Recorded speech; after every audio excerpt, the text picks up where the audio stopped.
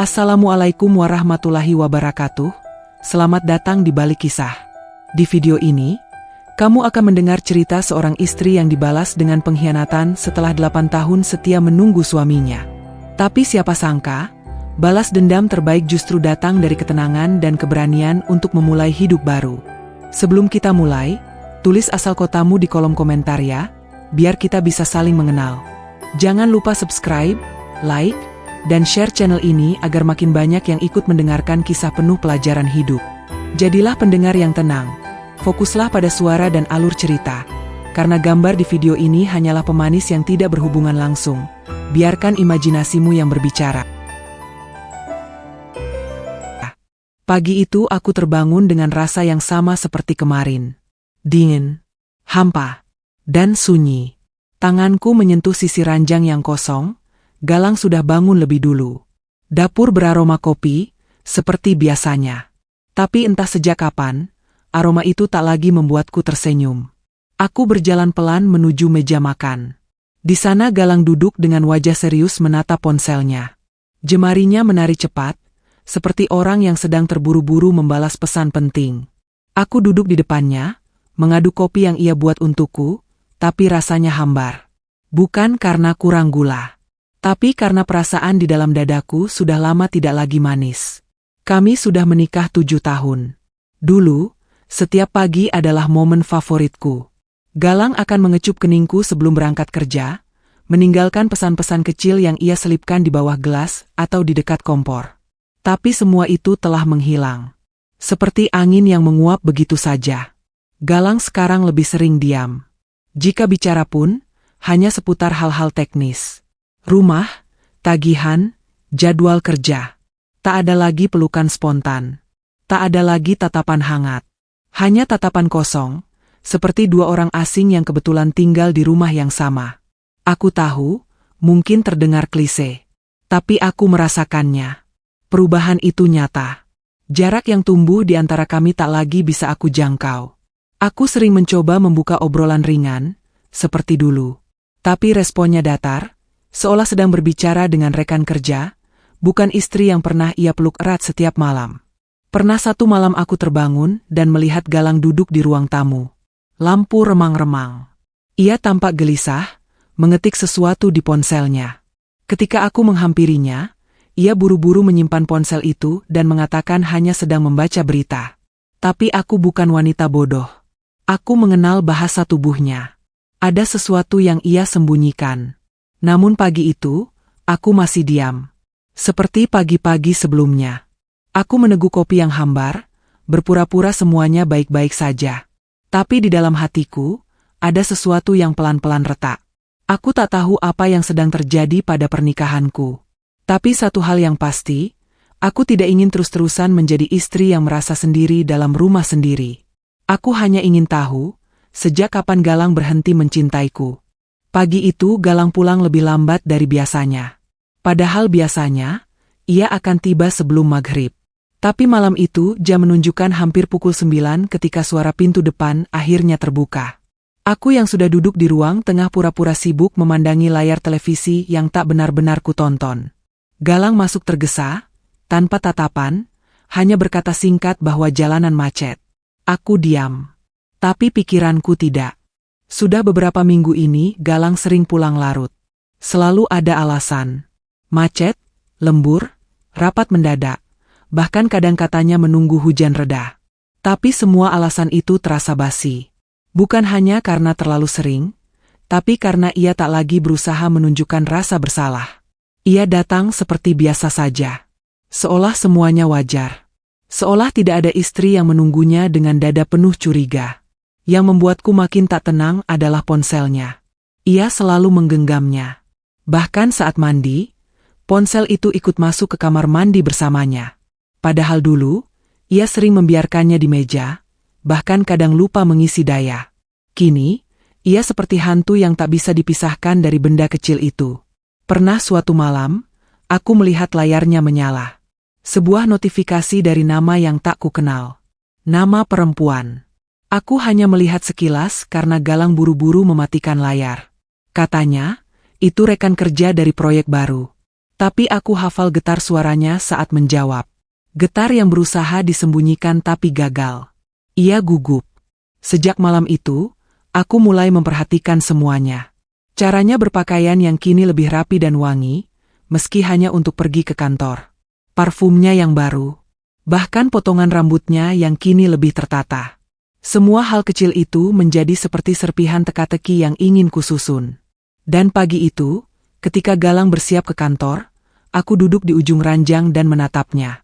Aku mencoba mencari sisa-sisa lelaki yang dulu kucintai sepenuh hati.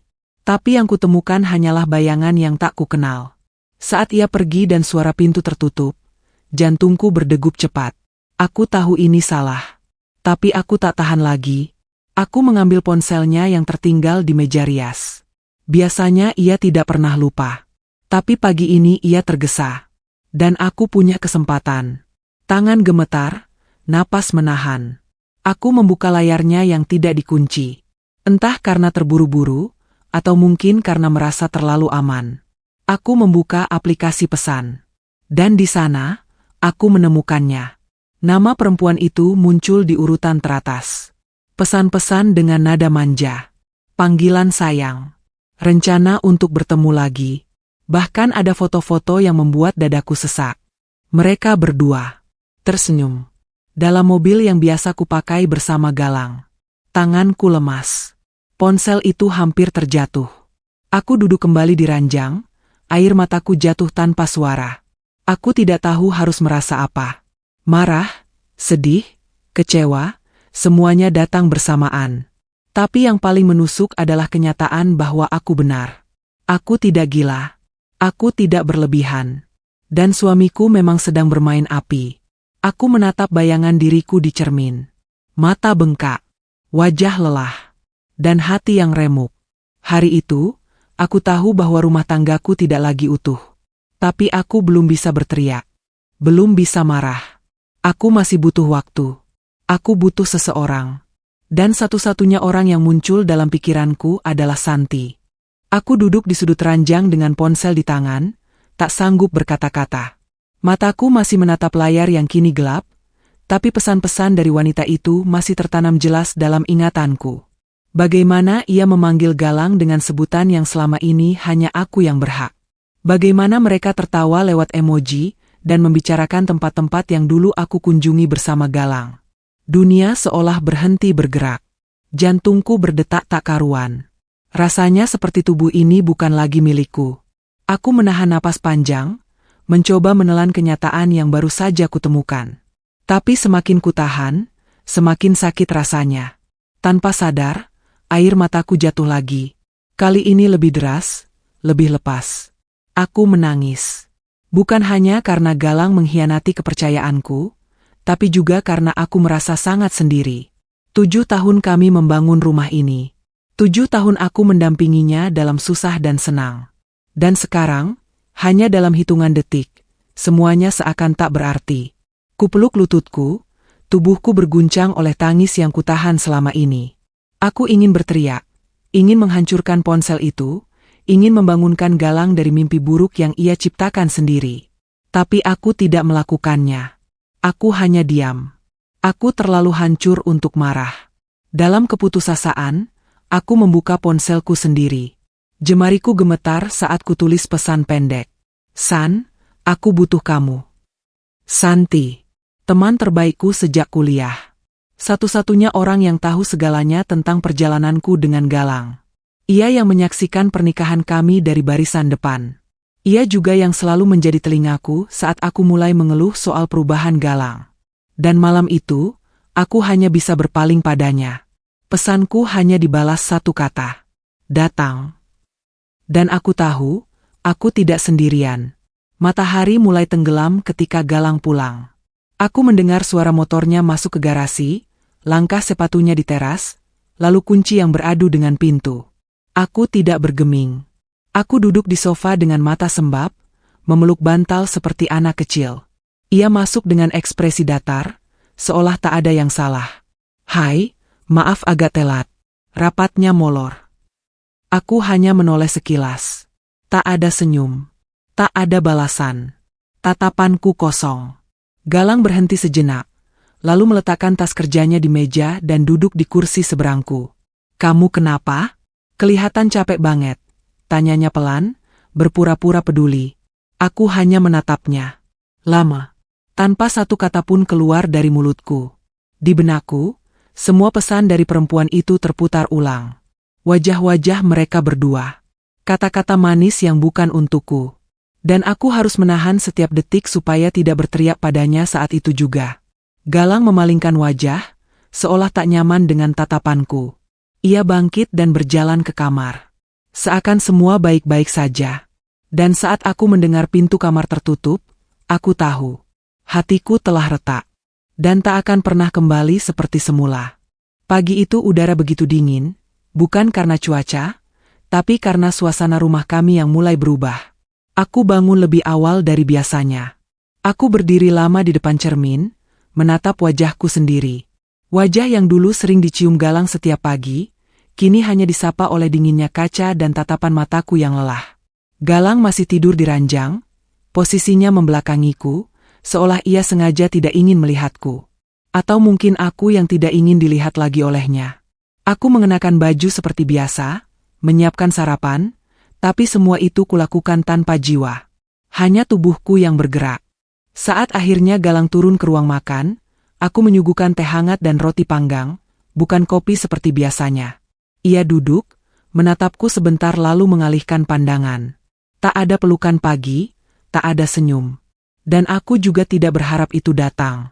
Sayang, aku mau bicara, kataku pelan, suaraku nyaris tidak terdengar. Galang menoleh, wajahnya penuh tanya. Tentang apa? Aku menghela napas, menggenggam cangkirku erat. Aku tahu semuanya. Ia terdiam. Matanya bergerak-gerak gelisah. Ia pasti tahu maksudku. Tapi tetap saja dia berusaha pura-pura. Tahu apa, Nay? Aku meletakkan cangkirku. Suara denting porselen dan meja kayu itu terdengar begitu keras di antara kesunyian kami. Aku tahu tentang Karin. Wajah Galang seketika pucat. Ia mematung. Jemarinya yang tadi menggenggam sendok kini lepas, jatuh ke piring. Matanya melebar, seolah aku baru saja membacakan vonis hukuman padanya. Aku lihat semua pesannya. Foto-foto, panggilan video, rencana liburan kalian ke Bali. Kau pikir aku bodoh? Aku bisa jelaskan. Jelaskan apa? Potongku tajam. Bahwa kamu mencintaiku tapi menghabiskan malam dengan wanita lain?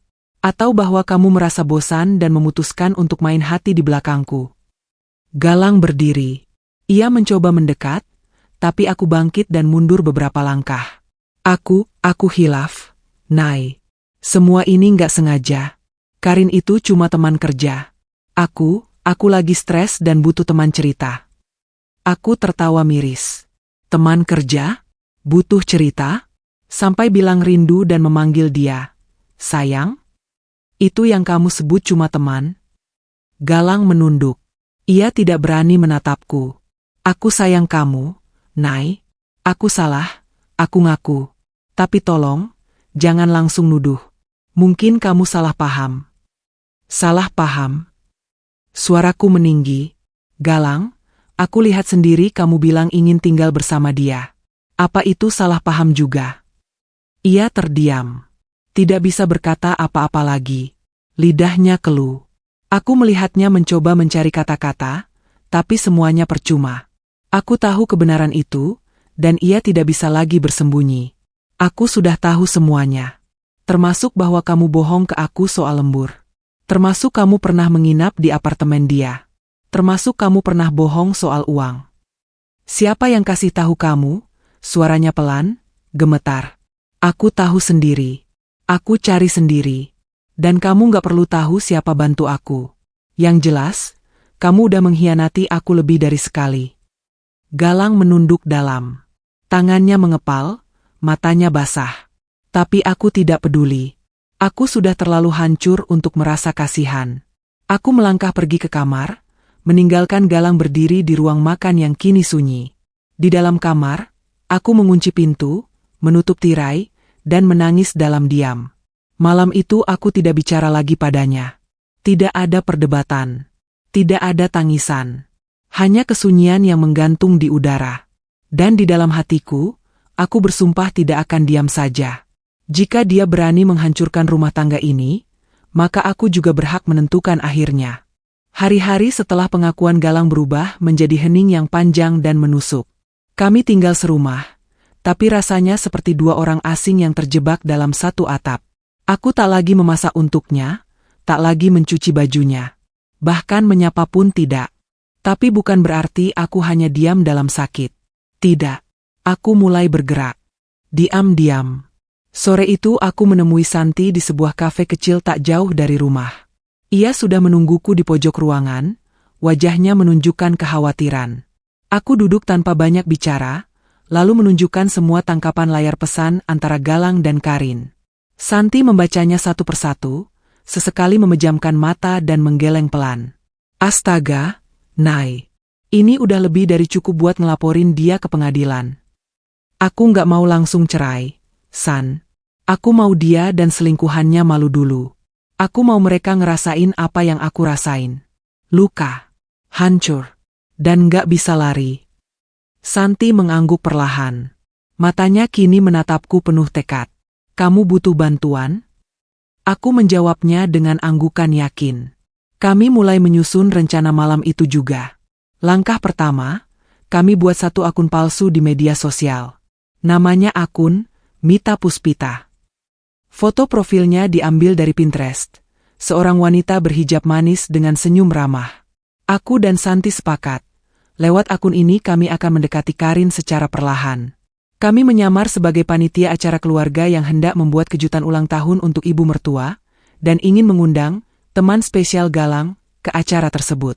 Aku tahu ini kejam, tapi rasa dikhianati membuatku kehilangan rasa kasihan. Langkah kedua, kami mulai menyelidiki kebiasaan Karin. Kapan dia aktif, siapa temannya, bagaimana gaya bicaranya. Semakin banyak kami tahu, semakin mudah menyusun jebakan. Karin ternyata cukup aktif membagikan aktivitasnya di media sosial. Dari situ kami tahu banyak, bahwa ia sedang menjalin hubungan dengan seseorang berstatus suami orang, bahwa ia bangga disayang, pria mapan yang terjebak pernikahan hamba. Baca kalimat itu rasanya seperti disayat pisau. Dia pikir rumah tangga kalian hambar karena kamu, padahal dia yang merusak semuanya. Kata Santi, menatapku dalam. Aku akan buat dia tahu siapa yang sebenarnya menghancurkan segalanya. Setelah beberapa hari, akhirnya Karin mulai membalas pesan dari akun Mita. Dengan sopan dan penuh antusias, ia menanggapi undangan kami. Kami menyampaikan bahwa acaranya akan diadakan 2 minggu lagi di rumah orang tua Galang, dan kami ingin membuat kejutan manis. Karin menjawab dengan cepat. Wah, senang sekali. Galang pasti akan terkejut. Aku jadi deg-degan. Hei. Aku membaca kalimat itu sambil menggenggam ponsel erat-erat. Bayangan wanita itu berdiri di tengah keluargaku, tersenyum manis, dan berpura-pura baik membuat darahku mendidih. Tapi aku tidak bisa meledak sekarang. Aku harus tetap tenang. Karena waktu terbaik untuk membalas dendam adalah saat semuanya sudah terpasang rapi. Saat lawanmu tak punya jalan keluar. Dan waktu itu akan segera datang. Malam-malamku kini dipenuhi cahaya ponsel dan deretan informasi yang kuburu tanpa lelah. Setiap detik terasa berharga. Setiap data yang kutemukan adalah potongan dari teka-teki bernama Karin. Santi sangat membantu. Ia seperti detektif yang sabar dan teliti. Dari caranya berselancar di dunia maya, kami menemukan akun-akun sosial media milik Karin. Instagram, Facebook, bahkan LinkedIn. Di sanalah wajah perempuan itu terpampang jelas, tersenyum anggun di antara dekorasi interior yang ia pamerkan. Karin, si desainer interior lepas yang cukup terkenal di lingkup pergaulan Jakarta Selatan. Cantik, berkelas, dan percaya diri. Ia sering mengunggah hasil desain ruang kerja, ruang keluarga, dan apartemen yang ditata dengan selera mahal. Di balik layar ponsel, aku memandang wajahnya lama-lama. Ada rasa iri, ada juga amarah. Tapi yang paling kuat adalah kehancuran yang terus tumbuh di dalam dadaku. Wajah wanita itu sudah beberapa kali muncul di ponsel Galang. Dulu aku pikir itu hanya bagian dari pekerjaan. Ternyata bukan. Di bio LinkedIn-nya, Karin menulis bahwa ia bekerja secara independen dan sedang merintis studio desain sendiri. Ia sering menyebut klien-klien eksklusif dan proyek pribadi yang katanya sangat personal. Dari unggahan-unggahannya, aku bisa merasakan kepuasan yang ia banggakan. Salah satunya adalah unggahan yang menampilkan sudut ruangan yang sangat familiar. Aku menatapnya lekat-lekat. Sofa abu-abu, rak buku kayu, dan lukisan bunga matahari di dinding. Itu ruang tamu rumahku. Seketika tubuhku gemetar. Galang membawa wanita itu masuk ke rumah kami. Rumah yang kami bangun bersama. Karin bahkan sempat mengabadikannya, membubuhkan caption singkat, sudut favorit dari klien tersayang. Satu demi satu aku menyusun potongan kejadian yang dulu rasanya tak penting. Ketika Galang pulang lebih malam dan bilang sedang menyusun proyek rumah temannya. Ketika dia berkata ingin memperbarui interior rumah untuk menyegarkan suasana. Dan ketika dia memintaku pergi ke rumah ibu selama akhir pekan, karena rumah akan direnovasi ringan. Sekarang semuanya jelas. Galang mempersiapkan ruang nyaman bukan untukku, tapi untuk perempuan lain. Untuk Karin. Sore itu, aku duduk sendirian di ruang tamu yang pernah ditata oleh wanita simpanan suamiku. Ruangan itu kini terasa sempit, dingin, dan penuh jejak pengkhianatan. Dinding yang dulu kukira penuh kenangan, kini berubah menjadi saksi bisu dari permainan kotor yang dilakukan di belakangku. Namun, bukan waktunya larut dalam emosi. Aku tahu siapa Karin sekarang. Aku tahu caranya bicara, caranya menulis, caranya tersenyum di balik topeng sosial media. Dan yang lebih penting, aku tahu betapa percaya dirinya dia terhadap hubungan rahasianya dengan suamiku. Semakin aku tahu, semakin aku yakin. Hari pembalasan akan segera datang. Langit mendung menggantung di luar jendela, dan hatiku pun tak kalah suram. Tapi justru dari kemuraman itulah rencana ini lahir. Aku dan Santi duduk berdampingan di meja makan, memandangi layar laptop yang menampilkan akun media sosial palsu yang baru saja kami buat. Namanya Rini Wulandari. Seorang wanita parubaya, berpenampilan hangat, lengkap dengan foto profil mengenakan kebaya dan kerudung pastel. Kami mengarang latar belakangnya sebagai panitia acara keluarga besar yang hendak menggelar perayaan ulang tahun untuk seorang ibu mertua yang disegani. Alamat email, nomor ponsel, semuanya disiapkan. Kami bahkan menyusun teks undangan yang penuh kehangatan, seolah berasal dari keluarga yang benar-benar menyambut Karin dengan tangan terbuka. Butuh 2 hari sebelum akhirnya Karin merespons pesan dari Rini Wulandari. Balasannya datang dengan emotikon senyum dan ucapan terima kasih yang manis. Ia menanyakan lokasi dan jam acara, bahkan menulis bahwa dirinya senang bisa ikut hadir dalam acara keluarga besar, Galang. Hatiku berdegup lebih cepat. Namaku tak disebut, dan itu menyakitkan.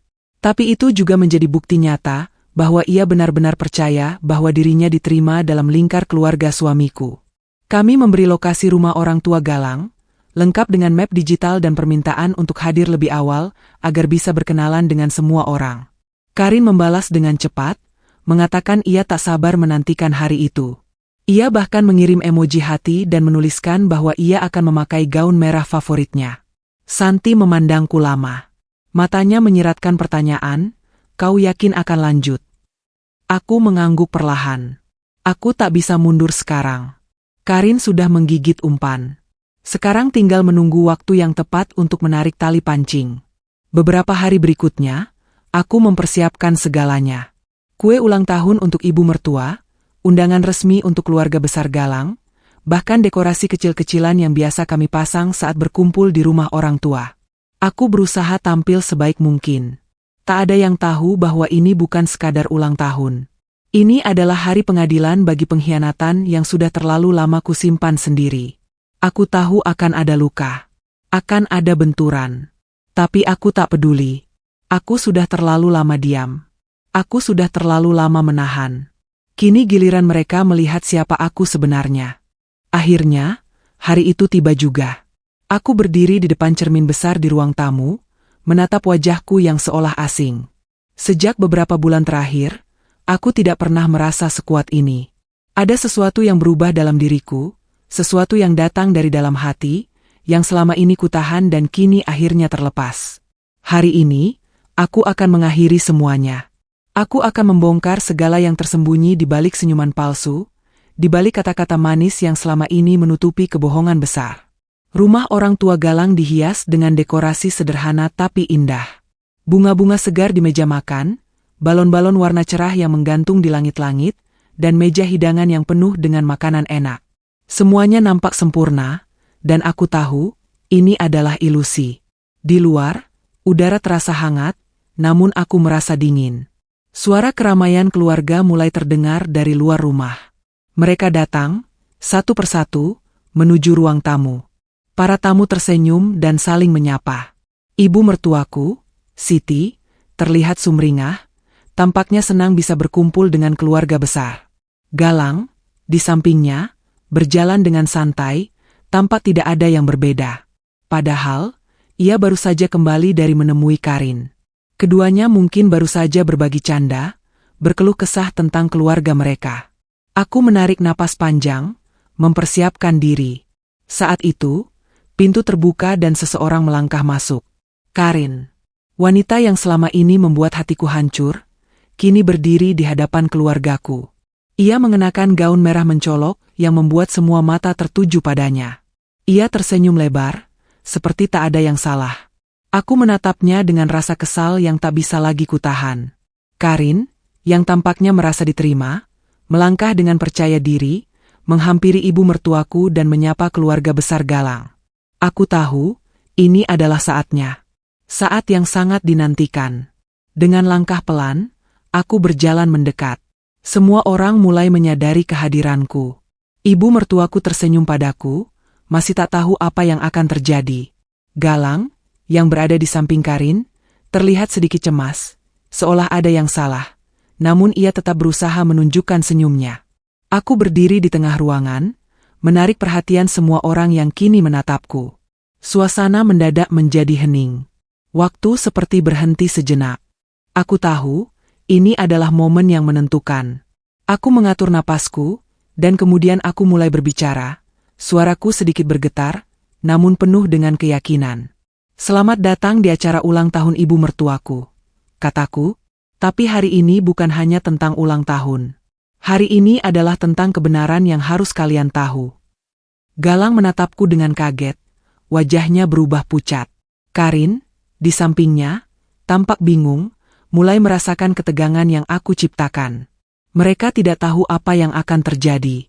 Aku bisa melihat rasa takut mulai muncul di wajah mereka, tapi aku tak bisa berhenti. Ini adalah waktuku untuk membongkar semuanya.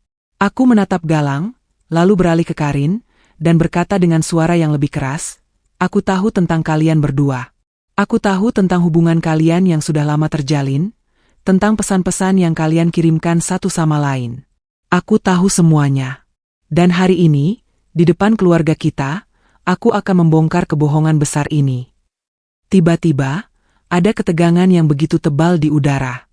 Semua mata kini tertuju pada kami, pada Galang dan Karin. Ibu mertuaku tampak terkejut, wajahnya memerah, dan matanya mulai berkaca-kaca. Galang mencoba membuka mulut, tapi suara yang keluar tidak terdengar jelas, hanya kata-kata yang tidak bisa mengelak. Karin mulai bergerak mundur, berusaha mencari pintu keluar, tapi aku sudah lebih dulu memanggil keluarga besar untuk menghalangi jalan. Semua orang kini mengelilingi mereka. Karin, yang sejak tadi percaya diri, kini terlihat ketakutan. Aku tak bisa berhenti. Aku harus melanjutkan. Semua yang selama ini aku simpan harus keluar. Tak ada lagi yang bisa menahanku. Suasana di ruang tamu semakin tegang. Aku bisa merasakan jantungku berdebar kencang, namun ada rasa lega yang mulai mengalir. Kebenaran ini, meskipun sakit, terasa seperti beban yang akhirnya terangkat dari pundakku. Galang berdiri terdiam, wajahnya pucat, seolah tak percaya dengan apa yang baru saja aku ungkapkan. Ia mencoba berbicara, namun kata-katanya tersendat. Karin, di sampingnya, tampak panik. Ia berusaha mencari celah untuk melarikan diri, namun para kerabat sudah mulai mengelilinginya. Ibu mertuaku, Siti, masih terlihat bingung. Matanya berkaca-kaca, mencoba mencerna apa yang baru saja aku katakan. Keluarga besar, yang selama ini tidak tahu apa yang terjadi di belakang layar, kini mulai bisik-bisik. Mereka tidak tahu harus berkata apa. Semua pandangan tertuju pada Galang dan Karin, dan aku bisa melihat rasa malu yang mulai mencemari wajah mereka. Galang, kataku, menatap suamiku yang kini tampak seperti seseorang yang kehilangan arah. Kamu pikir bisa terus menyembunyikan semuanya? Bahwa aku tidak tahu apa yang kamu lakukan di belakangku.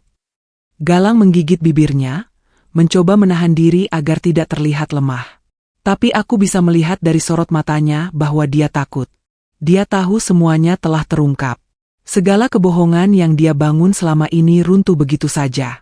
Sementara itu, Karin tampak semakin gelisah. Ia menatapku dengan pandangan yang penuh kecemasan. Aku tahu ia merasa terpojok. Wanita itu berusaha berbicara, tapi suaranya terbata-bata. Aku tidak tahu ini, aku tidak tahu kalian, Karin berkata dengan nada tergesa-gesa, namun aku bisa mendengar ketakutan dalam suaranya. Semua omongannya hanya memperburuk keadaan. Aku hanya bisa tersenyum dingin, jangan bohong. Kamu tahu siapa aku, dan kamu tahu siapa Galang. Kalian pikir kalian bisa bermain di belakangku tanpa konsekuensi. Galang akhirnya mencoba untuk bicara, tapi suara yang keluar dari mulutnya begitu lemah. Naila, dengar dulu. Aku mengangkat tangan, menghentikannya berbicara. Tidak, Galang. Tidak ada lagi yang perlu didengar. Kamu dan Karin sudah cukup memberikan bukti bahwa kalian berdua tidak pantas mendapatkan kepercayaanku lagi. Di luar sana, suara bisikan keluarga semakin kencang. Ibu mertuaku masih diam, tidak bisa berkata-kata.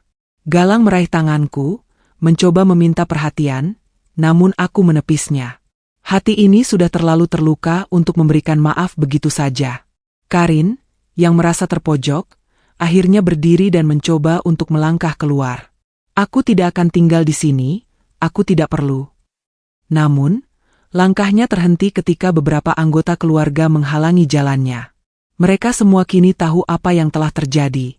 Aku melihat wajah ibu mertuaku yang tampak terpukul, seolah baru saja tersadar dari dunia yang penuh dengan kebohongan.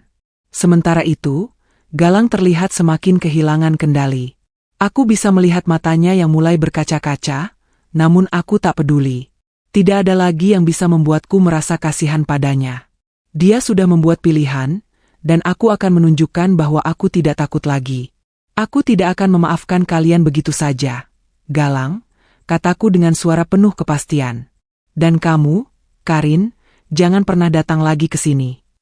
Di tengah keheningan itu, hanya terdengar suara napas yang berat, suasana yang penuh ketegangan. Semua orang terdiam, terjebak dalam kenyataan pahit yang baru saja terungkap. Aku memandang Galang, yang kini tampak benar-benar tidak berdaya. Hatiku masih terasa sakit, tapi ada rasa lega yang perlahan datang. Semua ini akan berakhir, dan aku akan keluar dari semua kebohongan yang selama ini membelengguku. Dengan langkah tegas, aku berbalik dan meninggalkan ruangan, meninggalkan keduanya dalam keheningan yang menyiksa. Suasana semakin tegang setelah aku meninggalkan ruang tamu. Aku berjalan menjauh, tapi setiap langkahku terasa seperti beban yang berat. Meski ada lega, ada juga rasa yang tak bisa kuhindari, rasa sakit yang menggelayuti hati ini. Aku tahu aku telah melakukan hal yang benar, mengungkapkan semua kebohongan yang selama ini aku sembunyikan. Namun, tetap saja, rasanya seperti kehilangan segala sesuatu yang pernah aku percayai. Aku duduk di kursi di sudut ruang keluarga, berusaha menenangkan diri. Dari jauh, aku masih bisa mendengar suara gaduh yang datang dari ruang tamu. Keluarga mulai berdebat, saling menyuarakan pendapat mereka. Namun aku tak peduli. Saat ini, semuanya sudah terlambat untuk diperbaiki. Galang dan Karin telah melukai aku terlalu dalam, dan tidak ada yang bisa mengubahnya lagi. Galang akhirnya muncul di hadapanku, dengan wajah penuh penyesalan.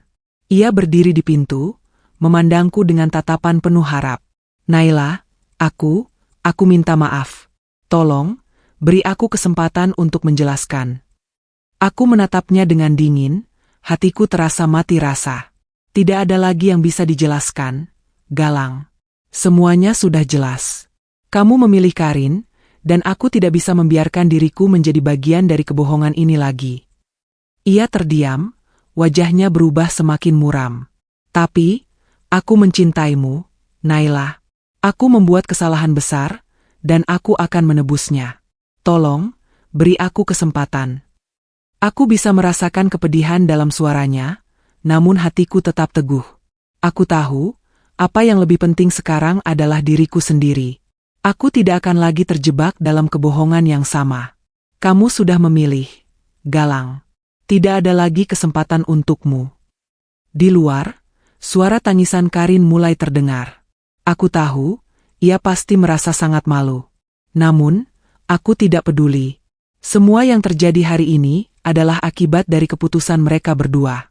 Mereka yang harus menanggung konsekuensinya. Galang akhirnya menundukkan kepala, seolah tidak punya lagi alasan untuk membela diri. Aku tidak tahu harus berkata apa lagi, katanya dengan suara pelan. Cukup, jawabku, mengingatkan dirinya bahwa semua pembicaraan ini sudah tidak relevan lagi. Semua sudah selesai. Aku tidak ingin mendengarnya lagi. Aku bisa merasakan amarah yang menggelegak dalam diri ini, namun aku menahannya. Aku hanya ingin pergi, jauh dari sini, jauh dari semua kebohongan yang telah mengikatku begitu lama. Aku berdiri dan berjalan ke kamar, menutup pintu dengan keras di belakangku. Mungkin ini yang terbaik. Aku tidak bisa lagi hidup dalam bayang-bayang kebohongan mereka. Malam itu, aku tidur terpisah dari Galang. Aku merasa terasingkan, bahkan meskipun kami masih berada di dalam rumah yang sama. Aku merasa lebih kesepian daripada sebelumnya. Namun, aku tahu bahwa ini adalah awal dari hidup baru bagiku. Aku harus bisa bangkit, meskipun hatiku masih terluka. Esok harinya, suasana di rumah terasa hampa. Galang tidak menghubungiku, tidak ada permintaan maaf lagi. Ia hanya diam, seperti menunggu waktu yang tepat untuk berbicara lagi.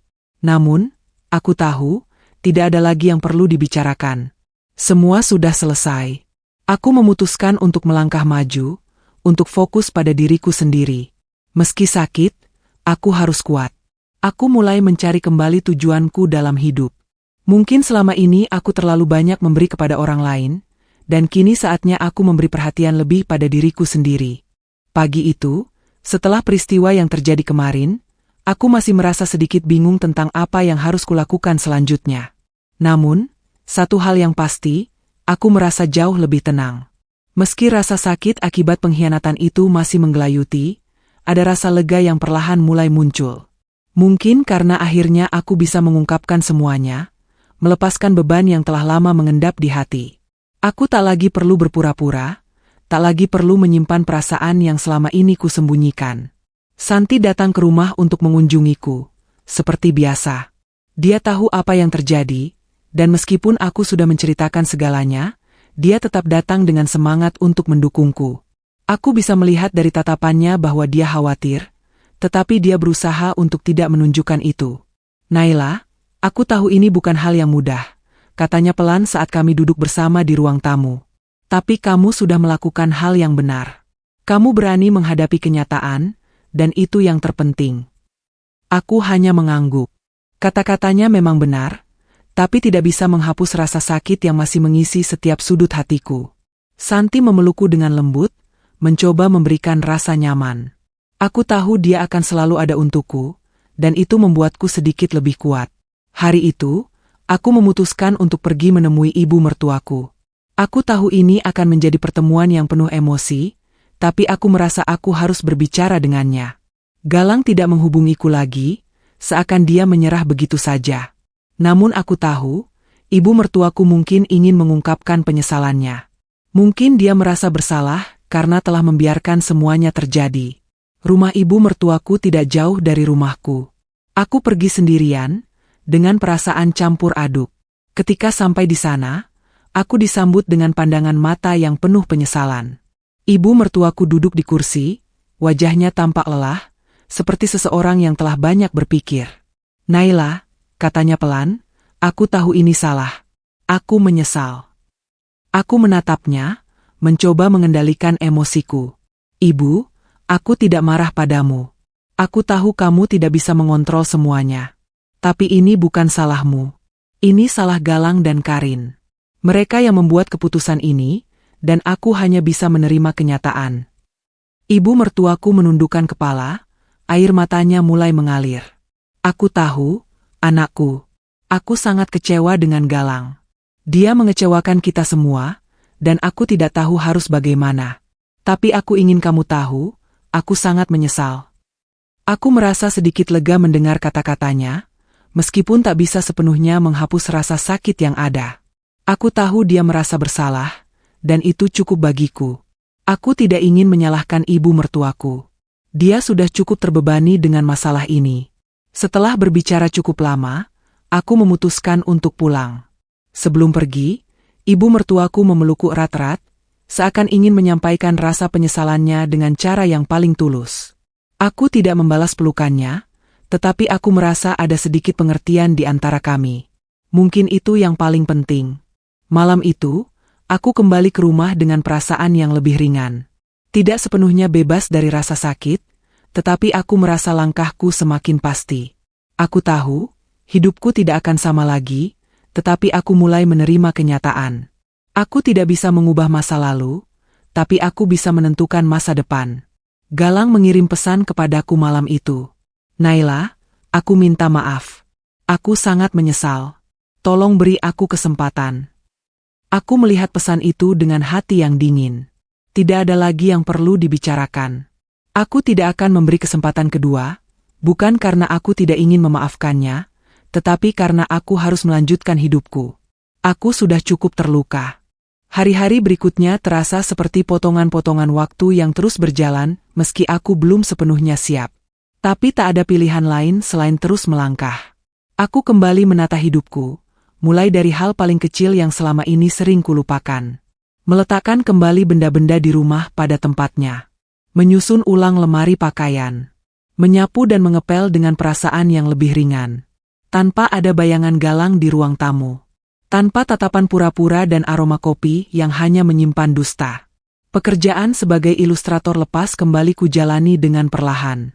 Aku sempat berhenti menggambar sejak semua kekacauan itu terjadi. Pensilku seakan kehilangan arah, dan kertas putih hanya terasa seperti cermin kosong yang menertawakan perasaanku. Tapi hari itu, aku mencoba duduk lagi di depan meja gambar. Aku mulai dengan membuat sketsa kecil, hanya sebuah bunga. Tapi entah kenapa, jari-jariku terus bergerak, menggambar hingga tak sadar waktu sudah menjelang sore. Untuk pertama kalinya setelah sekian lama, aku bisa tersenyum melihat hasil kerjaku sendiri. Santi tak pernah jauh dariku. Dia seperti kakakku sendiri. Ia datang hampir setiap hari, membawakan makanan atau sekadar menemani nonton film lama yang berdebu. Dalam diam, dia menemaniku melewati luka. Tak banyak kata, hanya hadir. Dan kadang, itu lebih dari cukup. Galang sempat datang ke rumah. Aku melihatnya dari balik jendela. Dia berdiri di depan pagar, ragu untuk mengetuk. Kupandangi wajahnya yang tampak kusut dan lelah.